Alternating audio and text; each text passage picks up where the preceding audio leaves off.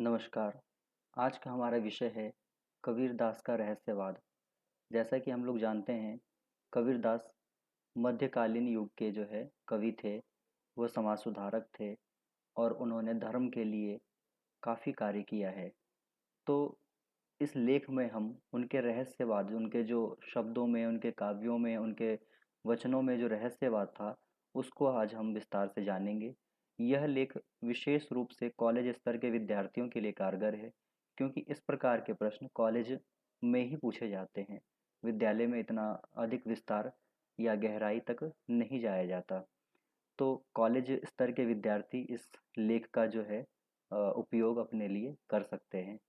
कबीरदास का संत परंपरा में कबीरदास का नाम ऊंचा माना गया है। जो संत परंपरा है, मतलब कि उन्होंने जो ईश्वर को जो भक्ति के रूप में जो स्वीकार किया है, उसमें जो है संत के रूप में जो है ऊंचा माना गया है। इन्होंने रहस्यवाद के माध्यम से भक्ति आंदोलन में अपनी सहभागिता की अमिट छाप छोड़ी थी। ये कब थे ये? भक्ति आंदोलन में, जब जो है हिंदू धर्म का नाश हो रहा था और मुगल या मुसलमान लोग जो है बलात् जो है, मतलब ज़बरदस्ती धर्म परिवर्तन कर रहे थे, धर्म की हानि कर रहे थे। तब जो है ये भक्ति आंदोलन हुआ था और उसमें कबीरदास ने इसमें अपनी सहभागिता दिखाई थी। इनके स्वर तीखे कड़े हुआ करते थे, क्योंकि इन्होंने समाज में जहाँ अन्याय देखा, वहाँ उनकी आलोचना की। देखिए, इनके जो आप काव्य पढ़ेंगे, तो इन्होंने ऐसा नहीं है कि केवल हिंदू को जो है मतलब तीखे शब्द बोले हैं या फिर जो है मुसलमान को तीखे बोले हैं। इन्होंने समाज के हर वर्ग को, हर स्तर के लोगों को जो है इन्होंने गलत पे मतलब प्रश्न चिन्ह किया है, अपनी आवाज़ उठाई है, चाहे वह राजा हो या फिर भिखारी हो। मतलब इन्होंने सभी जगह जहाँ पे इन्होंने अन्याय देखा, वहाँ पर उसकी आलोचना की। कबीरदास ने ईश्वर को निराकार तथा एक माना, वह सभी के लिए एक समान है। देखिए, इन्होंने इनकी जो भक्ति थी, वो जो इनके राम थे, वो निराकार थे, निर्गुण थे, यानी कि उनका कोई आकार नहीं था। जैसे तुलसीदास ने जो है दशरथ के पुत्र राम को जो है अपना ईश्वर माना था, वैसे कबीरदास जो राम मानते हैं या फिर जो ईश्वर मानते हैं, उसको निराकार मानते हैं। मतलब उसका कोई आकार नहीं है। वो अपने मतलब हर एक कण में विराजमान है। उसको उन्होंने स्वीकार किया और उसकी भक्ति की, आराधना की और लोगों को जो है इसी प्रकार की पूजा करने के लिए कहा है। यही कारण है कि उन्होंने धर्म का पाखंड करने वालों को भी नहीं छोड़ा, चाहे वह किसी भी धर्म से संबंधित क्यों न हो। अच्छा, उस समय क्या था, अपने किसी भी धर्म में आडंबर बहुत ज़्यादा थे, कर्मकांड बहुत ज़्यादा थे। खास करके हिंदू धर्म में जो हमारा धर्म था, वर्ग, जाति और धर्म, पता नहीं तमाम तरीके से जो है ये बटा हुआ था और उसमें कर्मकांड और पता नहीं कितनी मान्यताएं थी। तो इन सब का जो है कबीरदास ने आलोचना की है, उसको जो है पाखंड बताया है, मतलब ढोंग बताया है और ये ब्राह्मणों का जो है धूर्त चाल बताया है और उसकी जो है इन्होंने आलोचना की है, उसके जो है कर्म कांडों को उजागर किया है और उससे मुक्ति दिलाया है लोगों को और धर्म से जोड़ने का प्रयास किया है। इस लेख में आप जो है इसी प्रकार जो उनके काव्य में रहस्यवाद था, रहस्यवाद को जो है हम कबीरदास के विस्तार से समझेंगे। ये हमारा जो है कुछ इंट्रो था। कबीरदास का रहस्यवाद। हिंदी साहित्य में रहस्यवाद का प्रचलन काफी पुराना है। आदिकाल से इस परंपरा का स्वरूप देखने को मिलता है। आदिकाल यानी कि प्राचीन काल से जो है रहस्यवाद को हम देख सकते हैं काव्यों में। कबीरदास ने भी इसी परंपरा को अपनाया है। कबीरदास रहस्यवादी कवि थे। उनके काव्यों के अध्ययन से स्पष्ट होता है कि कबीर के साहित्य से उनके विभिन्न स्वरूपों का पता चलता है। वह संत, कवि, समाज सुधारक, दार्शनिक आदि थे। यानी कि जो उनका साहित्य हम पढ़ते हैं, तो उसमें कहीं पर वो जो है संत के रूप में है, कहीं वह कवि के रूप में है, कहीं वह समाज सुधारक बन जाते हैं, मतलब समाज के बारे में बताते हैं, कहीं दर्शन की बात करते हैं, यानी कि अपने शास्त्र और जो वेद पुराण हैं, उसमें ईश्वर और माया, इन सब के जो है सूक्ष्म रूपों को जो है वो व्याख्यात करते हैं। यानी कि उनका दार्शनिक रूप भी हमें उनके साहित्य में देखने को मिलता है। कबीर का रहस्यवाद विभिन्न प्रकार के धर्मावलंबियों से संबंधित था, फिर भी उन सभी से श्रेष्ठ भावना और समन्वय दृष्टि कबीर की थी। यानी कि ऐसा नहीं है कि कबीरदास केवल रहस्यवादी थे। रहस्यवादी उस समय और भी जो है लेखक थे, कवि थे या जो है संत थे, मगर जो दृष्टिकोण था कबीरदास का वो बिल्कुल अलग था। जिसमें पहले तो ये अपने ईश्वर को निर्गुण निराकार मानते हैं, उनको जो है अपने भीतर या कण कण में पाते हैं। ये जो है धर्म जो आडंबर होता है, कर्मकांड होता है, उससे बचने के लिए कहते हैं, क्योंकि ईश्वर की भक्ति स्वयं की जो है भक्ति या स्वयं के जो है मतलब शुद्धता से हम ईश्वर की प्राप्ति भी कर सकते हैं। अपना मन विचार या शरीर शुद्ध हो तो हम ईश्वर के बिल्कुल समीप आ जाते हैं। उनके विचार में रहस्यवाद के विभिन्न दृष्टिकोण देखने को मिलते हैं। डॉक्टर त्रिगुणायत लिखते हैं, कबीर में कभी सूफियों का प्रेम मार्ग दिखता है, तो कभी योगियों का योग, तो कहीं सिद्धों की भाषा शैली, तो कहीं उपनिषदों का रहस्य समग्र। उन्होंने सभी रहस्य को आत्मसात किया है। देखिए, यहाँ पर जो एक समालोचक हैं या इनको जो कहेंगे विद्वान हैं, उन्होंने कबीरदास को अध्ययन किया और उनके साहित्य के आधार पर कहा कि कहीं जो है कबीरदास में सूफियों का प्रेम, मतलब शुद्ध प्रेम जो सूफियों का है वो दिखता है। कहीं जो योगी यानी कि तपस्या करते हैं उनका योग दिखता है, उनकी जो है भावनाएं दिखती है, उनका जो है जो आध्यात्म है वो नजर आता है। कहीं सिद्धों की भाषा शैली, जो सिद्ध है हठ योग करते हैं, उन लोगों की भाषा शैली, तो कहीं उपनिषदों यानी कि हिंदू धर्म में जो उपनिषद हैं उनकी जो है ये सब रहस्य जो है उसमें नजर आता है। और इन सभी का जो है आत्मसात यानी कि इन सभी को जो है कबीरदास ने पढ़ा है और जिया है, उसको अपने जीवन में आत्मसात किया है। यही कारण है कि रहस्यवाद में विविधता दिखती है। जो कबीरदास की जो रहस्यवाद है उसमें एक चीज नहीं है, उसमें अनेक प्रकार के रहस्यवाद हैं, रहस्य हैं जो उन्होंने अपने जीवन में या समाज में अपनाया। कभी वह ईश्वर की आराधना करने की बात करते हैं, तो कहीं प्रेम का रहस्य को उजागर करते हैं। अब देखिए, यहाँ पर वह ईश्वर की आराधना जो करने के लिए कहते हैं वो प्रेम से जोड़कर कहते हैं, ठीक है। जो ईश्वर है वो प्रेम से प्राप्त होते हैं, तो कभी कभी जो है वो अपने ईश्वर के जो है वो दासी बन जाते हैं। तो इस प्रकार प्रेम को और जो आराधना है, ईश्वर की भक्ति है, स्तुति है, उन सभी को जोड़ा है, कहीं अलग किया है। उनके साहित्य में अभिव्यक्त रहस्यवाद हमें विभिन्न रूपों में देखने को मिलते हैं, किंतु उन्होंने समस्त साहित्य में सत्य का प्रयोग किया है। देखिए, अब सबसे बड़ी बात है, उन्होंने जो समस्त साहित्य है उसमें सत्य का प्रयोग किया है। झूठ, आडंबर और इन सब से वो जो है घृणा करते थे और इसकी आलोचना करते थे किसी भी मतलब स्थिति में।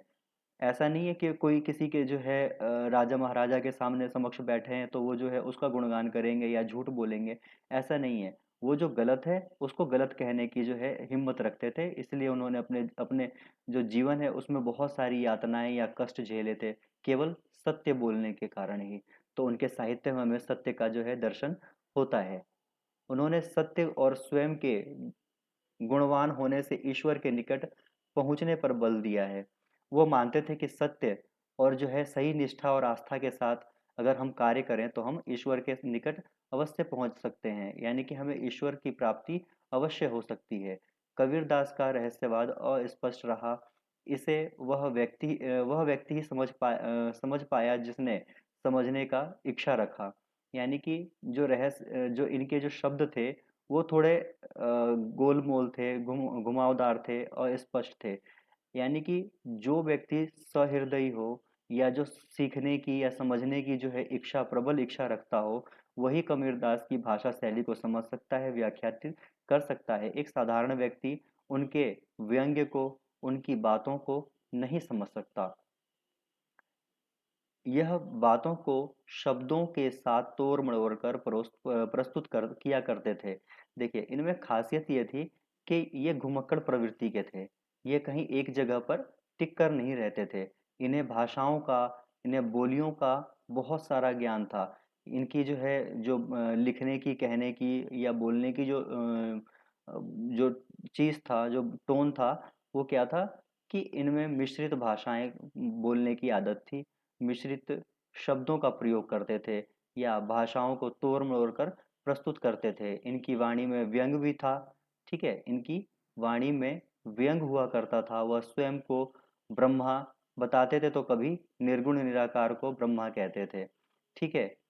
कब, क्योंकि स्वयं को ब्रह्मा कहने का अर्थ आता है कि स्वयं के भीतर जो है उनके ईश्वर है, और निर्गुण निराकार को जो है ब्रह्मा कहते थे। यानी कि जो दिख नहीं रहा है वो भी जो है ब्रह्म का रूप है।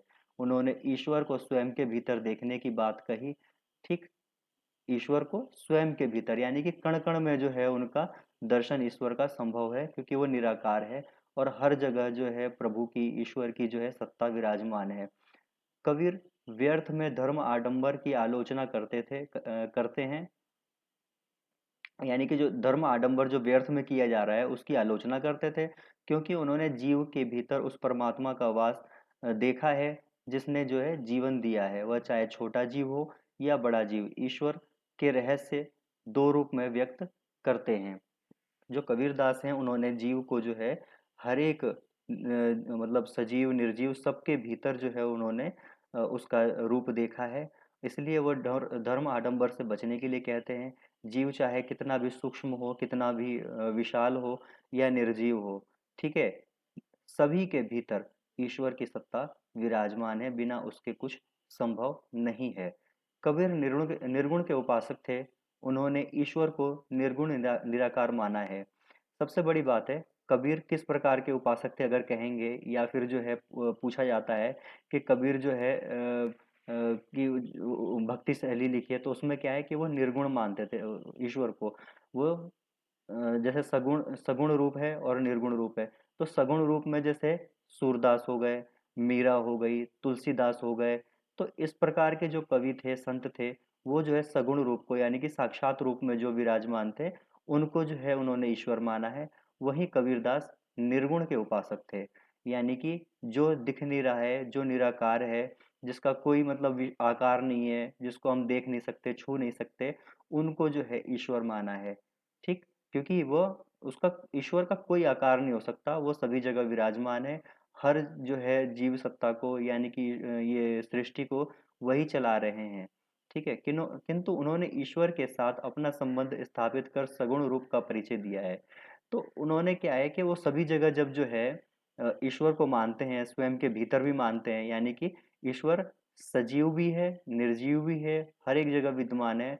तो उन्होंने स्वयं के भीतर जब ईश्वर को माना, तो वो क्या हो गया, ईश्वर सगुण रूप में, यानी कि जो मेरा शरीर है वो साक्षात हो गया, यानी कि सगुण रूप में हो गया। ठीक है। वह कभी स्वयं को बालक मानते हैं तो कभी स्त्री मानते हैं। ऐसा कर उन्होंने ईश्वर के दो स्वरूप को माना है। अब देखिए, ईश्वर से जो वो इतना प्रेम करते थे कि स्वयं को कभी जो है अपने को ईश्वर का जो है पुत्र मानते थे, बालक मानते थे, तो कभी उनकी जो है पत्नी मानते थे। वो मतलब अपना शरीर ईश्वर को समर्पित कर चुके थे। ईश्वर जैसा जो है मतलब उसको चाहे, वो वैसा जो है उनको प्रेम करे। ठीक है। ये इसलिए उन्होंने ईश्वर के ऊपर अपने को छोड़ दिया था। अब डॉक्टर श्याम सुंदर दास हैं, आलोचक हैं। इन्होंने कहा है, भारतीय रहस्यवाद की विशेषता रही है कि उसने सभी प्रकार के रूप को स्वीकार किया है, जो ब्रह्म जिज्ञासा का मूल है। इस अवस्था में पहुंचकर कवि रहस्यवाद से चिंतन और कल्पना के क्षेत्र की ओर झुकाव करता है। वह भावुकता के साथ साथ रहस्यवाद के रूप को पकड़ लेता है। कबीरदास में इसी प्रकार के रहस्यवाद की प्रधानता देखी जा सकती है। ठीक है। अब इनके अनुसार जो श्याम सुंदर जी कह रहे हैं, वो कह रहे हैं कि अपने जो है भारतीय इतिहास में रहस्यवाद की जो है जो विशेषता है, क्यों इस समय जो लेखक इस स्थिति में जो पहुंचता है, वो ब्रह्म की जिज्ञासा को जो है मतलब जानता है, उसको जो है समझने लगता है, वह माया और शरीर को भी जानने लगता है। तो इस प्रकार का जो है रहस्यवाद की ओर झुकाव होना कवि का जो है वो मतलब बनता है, लाजमी है। तो इसी प्रकार का जो है जो भावनाएं हैं वो रहस्यवाद में रहस्यवाद के रूप में कबीरदास के जो है देखने को मिलता है। कुछ निम्नलिखित रहस्यवाद जो कबीरदास द्वारा प्रस्तुत किए गए हैं। पहला है, हम जो है इसको देखते हैं भावनात्मक रूप में जो रहस्यवाद उन्होंने प्रस्तुत किया है। रहस्यवादी कवि अपने रहस्यवाद को या आध्यात्मिक चित्तवृत्ति को प्रेम और भावना द्वारा व्यक्त करता है। ठीक है। कबीर भी उन्हीं कवियों में से एक थे। उन्होंने परब्रह्मा को अपने प्रेम और भावनात्मक भक्ति द्वारा प्राप्त करने का प्रयास किया। अब वह जो है एक अवसर पर क्या कहते हैं, दुल्हिन गावहु मंगलाचार, हमर घर आए राजा राम भरतार, कहे कबीर ब्याह चली, एक जीव अविनाशी। अच्छा, ये क्या है, ये जो दृश्य है या ये जो पंक्ति है, ये मृत्यु के मतलब मृत्यु का एक प्रसंग है, वहां पर ये बैठे हुए हैं। और ये मतलब जो शोक मनाने के लिए स्त्रियां एकत्रित हुई है, उनको शोक मनाने से रोक रहे हैं और कह रहे हैं कि आप लोग जो है ये शोक मत मनाइए, रोइए नहीं, खुश होने का विषय है। क्योंकि एक आत्मा का जो है उसको परमात्मा के साथ मिलन हुआ है, तो ये दुख का विषय नहीं, सुख का विषय है। यानी कि जो माया था, माया शरीर थी, उसको आत्मा जो है त्याग कर अपने उस परमात्मा के पास चली गई है, जिसने उसको जो है जन्म दिया, जिसका जो है वो अंश था। ठीक है। तो इस प्रकार के प्रसंग को हम जो है भावनात्मक रूप में उनके रहस्यवाद को देख सकते हैं। अब देखिए, उपरोक्त पंक्ति में कबीरदास का भावनात्मक रूप देखने को मिलता है, जहाँ ईश्वर को वर यानी कि ईश्वर को जो है उन्होंने दूल्हा माना है और स्वयं को वधु दुल्हन माना है। ठीक है। दोनों का संबंध पारलौकिक है। देखिए, इस संबंध की मतलब इस लोक की बात नहीं हो रही है, परलोक की बात हो रही है। आत्मा और परमात्मा एक है। ठीक है। परमात्मा उसी का अंश ये आत्मा है, जिसमें कबीर अपने त्याग की बात अंतिम पंक्ति में कर रहे हैं। यह मृत्यु प्रसंग के पश्चात का है, जिसमें कबीर मंगलाचार मंगल गीत गाने को कह रहे हैं, क्योंकि वह अपने प्रेमी से पुनः मिलने जा रहे हैं। वह कौन? आत्मा। आत्मा अपने परमात्मा यानी कि परम जो आत्मा है, जिसका जो वो सत्ता है, ये छोटा सा अंश है, उससे मिलने जा रहे हैं। तो यहाँ पर उनका रहस्यवाद उद्घाटित हो रहा है। यहाँ उनके रहस्यवाद की स्पष्ट अभिव्यक्ति हम देख सकते हैं। अब देखिए, अगला जो है एक और प्रसंग हम देखते हैं, जल में कुंभ। देखिए, जल में कुंभ और कुंभ में जल है, बाहर भीतर पानी, फूटा जल, जल जल ही समाया, यही तथ्य कथ्यो ज्ञानी। यानी कि जल में कुंभ, जल के अंदर जो है मटका है, और मटका जो है जल के अंदर है, और बाहर भीतर पानी। यानी कि मटके के बाहर भी पानी है और भीतर भी पानी है। और अगर मटका फूटता है, तो वो जो जल है वो जो है एक दूसरे में विलय हो गया। और यही तथ्य लोग नहीं समझ पाते हैं। यानी कि जो आत्मा है वो शरीर के बाहर भी है, भीतर भी है। अगर शरीर को जो है छोड़कर आत्मा निकलती है, तो वो परमात्मा से मिल जाती है। यही छोटा सा और सूक्ष्म रहस्य है, जो बड़े बड़े विद्वान नहीं समझ पाते हैं। यहाँ कबीर ने घड़ा और जल के माध्यम से ईश्वर मनुष्य के बीच के संबंध को प्रकाशित किया है। यानी कि ईश्वर और मनुष्य को के संबंध को जो है घड़ा और जल के प्रसंग से समझाने का प्रयास किया है। जो मनुष्य पृथ्वी पर जन्म लेता है, वह पुनः मृत्यु के पश्चात उसी ईश्वर की शरण में चला जाता है, जिसने उसे जन्म दिया। इसका इस प्रकार उसका विलय उसी परमेश्वर से हो जाता है। क्योंकि यहाँ जो जन्म होता है, वह शरीर में एक छोटा सा अंश, आत्मा का जो एक छोटा सा अंश लेकर आता है, और मृत्यु के पश्चात वो अपने उस परमात्मा में विलय हो जाता है। दिव्य आत्मा में वो आत्मा समाहित हो जाती है, जिसका वो अंश था। तो ये दुख का नहीं, सुख का विषय है, मंगलाचार करने का विषय है, दुख बनाने का विषय नहीं है। यहाँ आत्मा और परमात्मा के मिलन की ओर संकेत किया गया है। पहला हमारा ये हो गया भावनात्मक रूप में।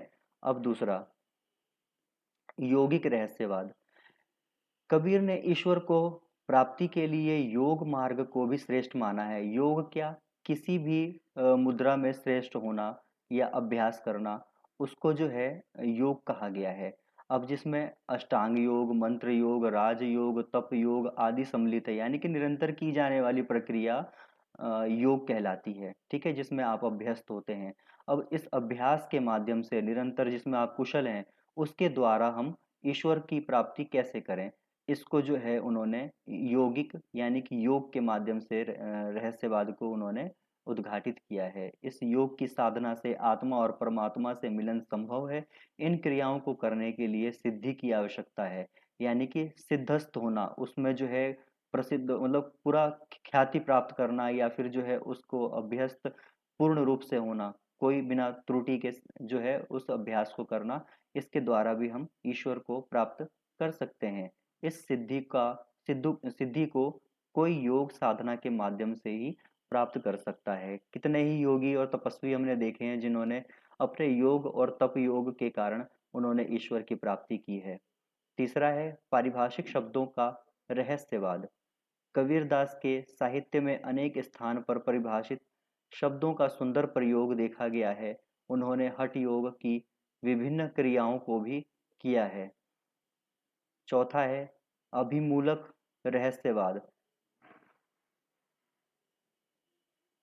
अभि अभिव्यक्ति मूलक रहस्यवाद सिद्ध तथा नाथ साहित्य की देन है।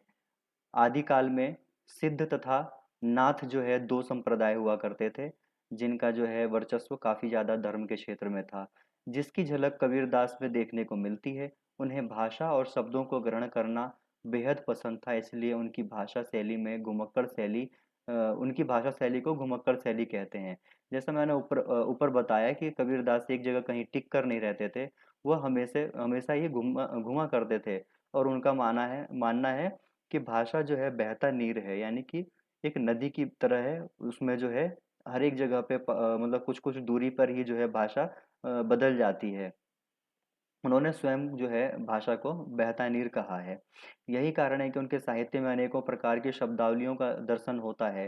ठीक है, उनके साहित्य को अगर हम अध्ययन करें तो उनके साहित्य में अलग अलग क्षेत्रों की जो है भाषाओं को हम देख सकते हैं, क्योंकि वह हर एक जगह घुमा करते थे और वहाँ की जो है शब्दावलियों का वो प्रयोग अपने साहित्य में करते थे। समाज के बीच प्रचलित बातों को अभिव्यक्ति देकर उसे रहस्यमयी उक्ति का रूप प्रदान किया। जिन्हें सामान्य जनता आम बोलचाल की भाषा में प्रयोग करते हैं, उसे कबीरदास जी ने रहस्यमय ढंग से प्रस्तुत किया है। तो आज के जो है लेख में इतना ही। आशा है आपने कबीरदास के रहस्यवाद को थोड़ा बहुत समझने का प्रयास किया, या आपको समझ में आया हो। आगे इसी प्रकार की वीडियो के लिए आप हमसे जुड़े रहिए। धन्यवाद।